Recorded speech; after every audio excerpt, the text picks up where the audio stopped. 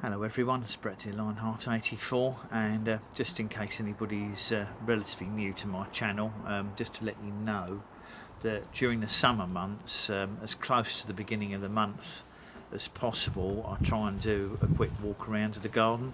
It's more for my own benefit, so that I can document how the plants develop through the summer months, but for anyone who's interested, at least they can have a quick look at the beginning of each month and see how things have changed over the course of the previous month. I normally run them from about May through to about October, because before and after those points there's nothing of interest to show anyway.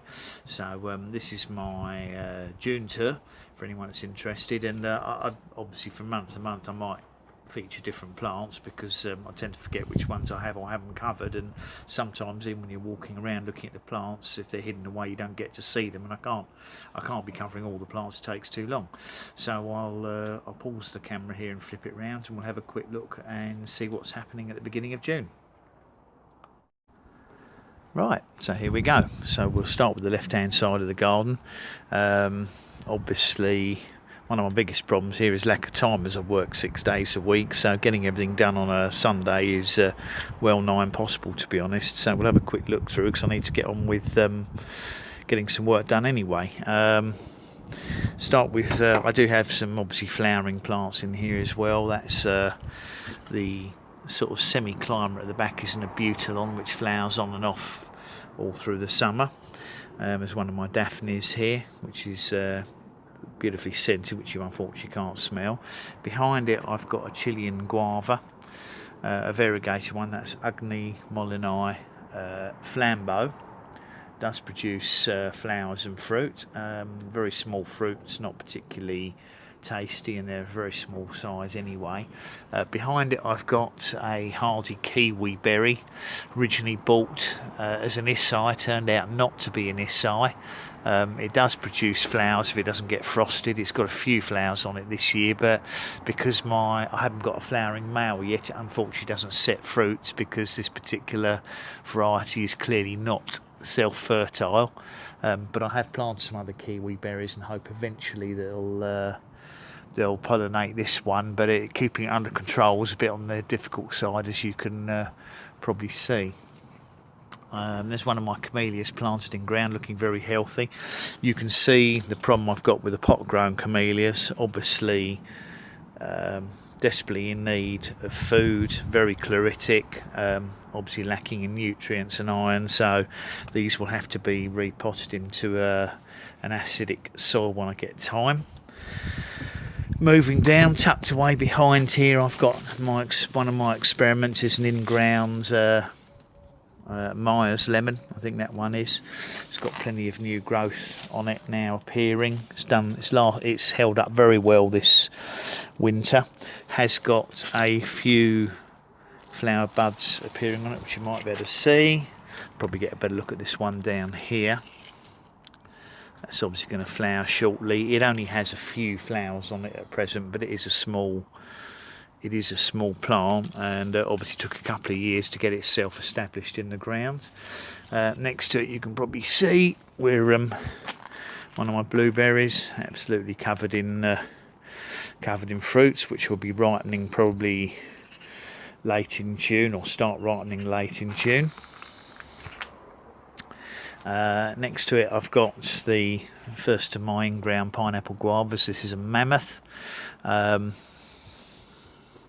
Beginning of June, I'm very pleased to see all these flower buds on it. It looks like some of these will be opening in about 2 weeks time, so I think it's running a little bit earlier than last year.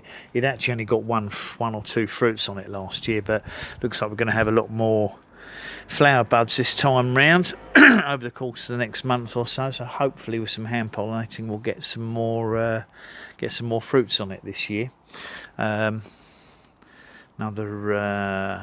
blueberry behind there, that's a much later variety, and I've also got one at the front which again is a later variety than the one I showed you first. These are more likely to be ready early in July. Next to it I've got an unnamed seedling pineapple guava. Only produces small, round golf ball, literally golf ball sized or smaller fruits.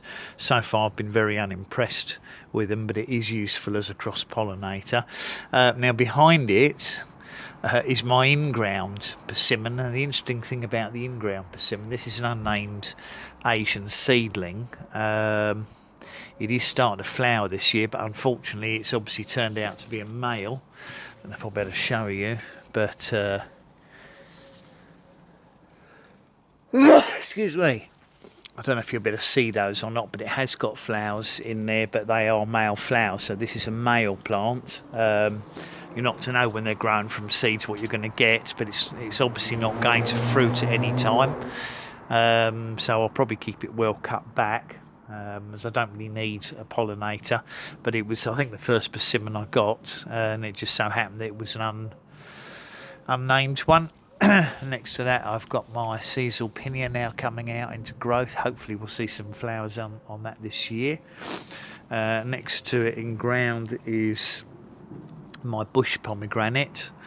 No sign of any flower buds yet, but I am hopeful that it might push out a few flower buds this year. They normally start to flower here in July, unfortunately, but leaves them a bit late for fruiting. Lovely colours on the new growth. Tucked away behind the pomegranate, I've actually got a named in ground grafted pawpaw. That variety's sunflower. It's been very slow to get going. Hasn't as yet produced any flower buds, so I haven't had flowers to cross-pollinate my other plants, but it's looking reasonably healthy. Next to it is my Callistemon or bottle brush. No flowers this year because I cut it back really hard last year, so unfortunately because of that I lost all the flowering growth, so a bit of a shame, but there we go. Next to it I've got my next named in-ground pineapple guava. This is a Triumph. Again, it is starting to produce flower buds now, like the mammoth, so we had a reasonable number of fruits off it last year, and hopefully with some cross-pollination should get a few more this year. Next to that is my in-ground seedling pawpaw, unnamed variety of course. Had quite a lot of flowers on it this year, and I thought it had actually set quite a number of embryo fruits, but unfortunately they're pretty much all fallen off now, barring I think there might be 2 on it. It did have about at least a dozen, so I thought I was going to get a few more fruits this year, but it's let me down. Might be weather conditions, or they possibly just didn't get fertilised properly, though I did spend some time trying to hand pollinate them with the flowers from my Prima. Another flowering plant here in ground, Crenum, and behind there I've got a butterfly bush of Buddleia coming up nicely now. It should be flowering in a month's time, and behind it just an ornamental Campsis climber, just for flowering purposes. Moving over to my newer raised bed that I only put in late last summer. I've got an Ugme Molonii Kapow here, which is just starting into growth, so I'm hoping to see some flower buds and fruits on it this year. Behind it I've got my in-ground yuzu, which is covered in new growth, which is looking quite promising, and behind that, which I've featured in standalone videos, is an in-ground strawberry guava. I'm not too sure whether it's a red or yellow one, but I've got an inkling it's a yellow one, but it's absolutely covered in new growth, and it does look as if it's likely to flower. Behind it in ground is a Luma apiculata, more for ornamental purposes, though it may well produce edible fruits at some stage, but I think they're more bush tuck than actually being properly edible. 2 of my honeyberry plants, which are in ground here, have had some fruits on them, as you can see. Frankly, the fruits sour, not worth eating as far as I'm concerned, although they're probably meant to be very good for you. And in that pot there is my Natal plum, purchased a couple of months ago. Not going to go through all the trees because there's far too many. you probably just about make out through there, but on the planted in the ground at the back I've got 2 more kiwi berry vines, a male and a female, in an effort to get some fruits off my kiwi berries. The mulberry to the left there I think is that's the Illinois Everbearing. It's recovering well from its repotting. And to the right, there's a pink Moldovan. At the back is a Hanafuyu. I won't walk through and show you my Asian pears, but I have got some fruits at the moment appear to have set on my Shinziki and possibly 2 or 3 on my Hongli.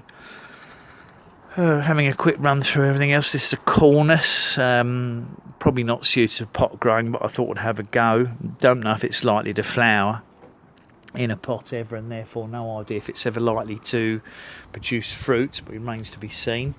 This is my Szechuan pepper tree, doing really well. I think I might have to pinch the top out that soon because that's going to get too tall. That's really reacted well to its repotting. Japanese raisin tree at the front here, looking very healthy. That's recovered well from the frost damage it got in April. I've got various assorted persimmons around here.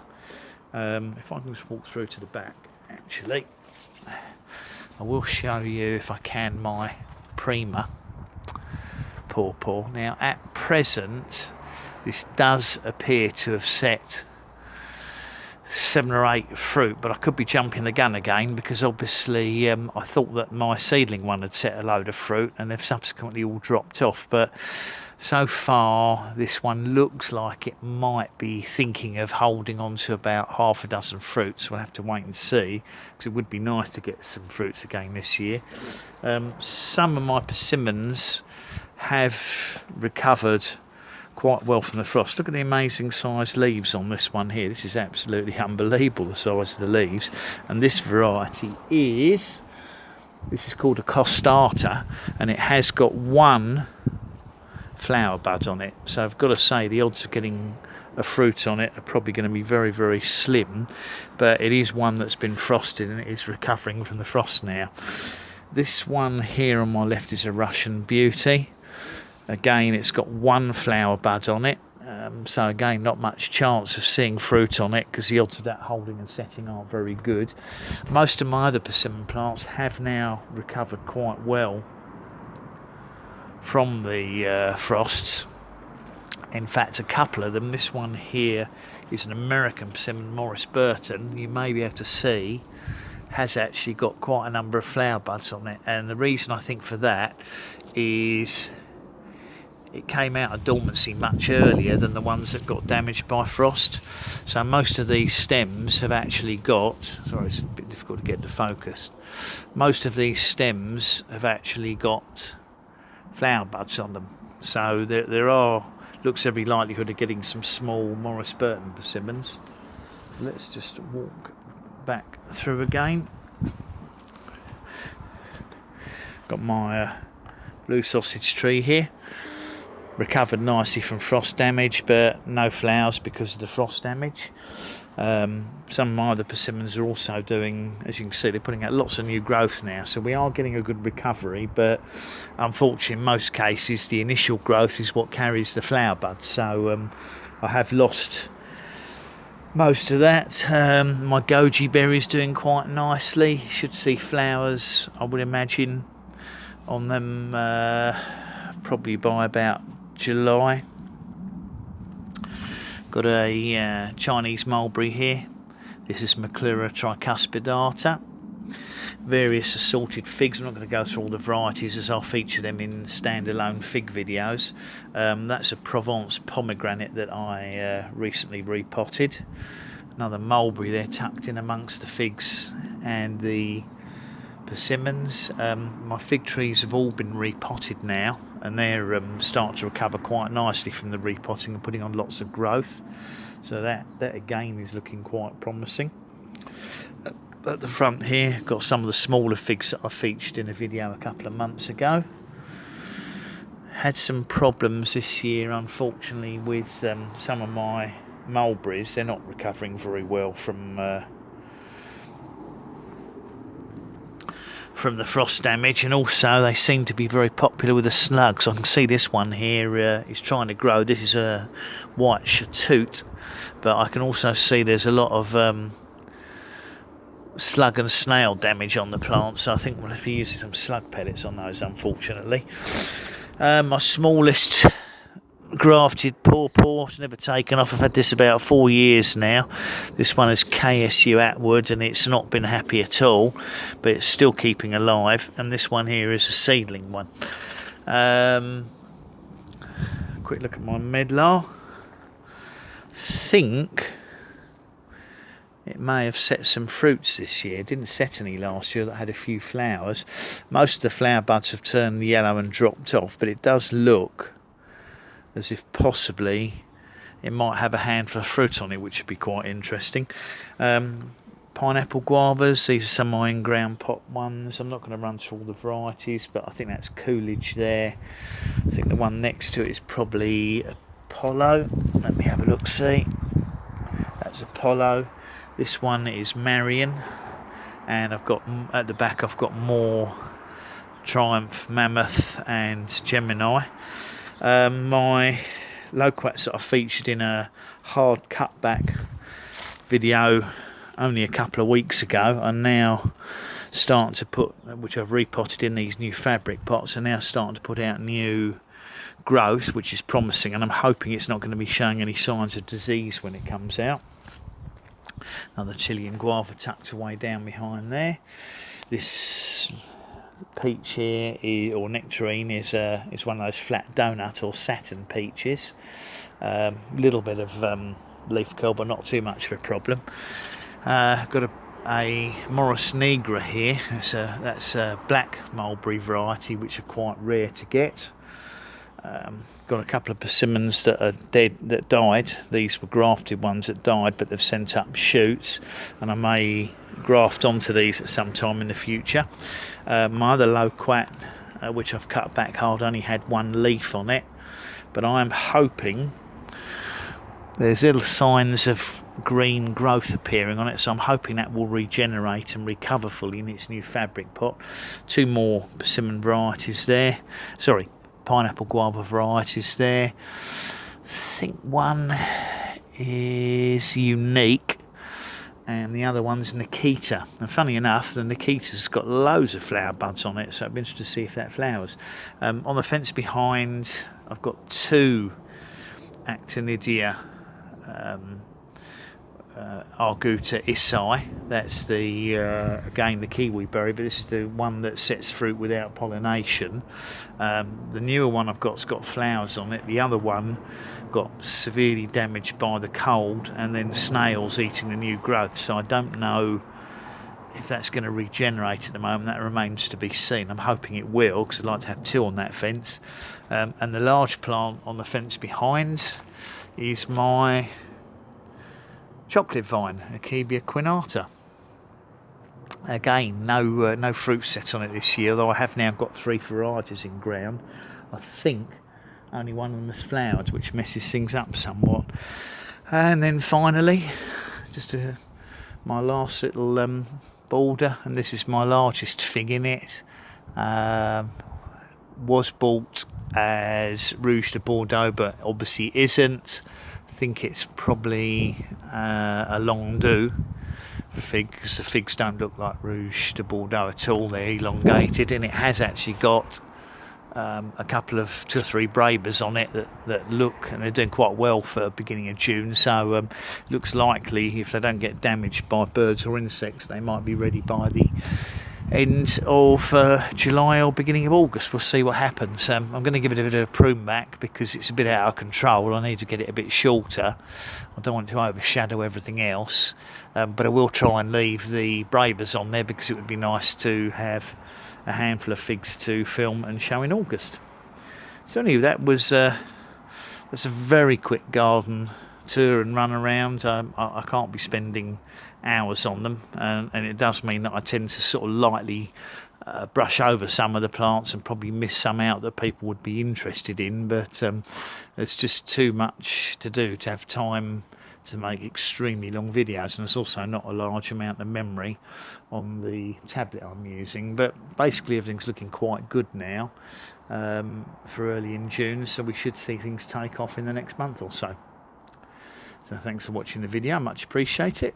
Please remember to give me a thumbs up, share the video, subscribe to my channel, and do click on the bell if you'd like to know when new videos are coming out. Catch up with you all soon. Brett out for now.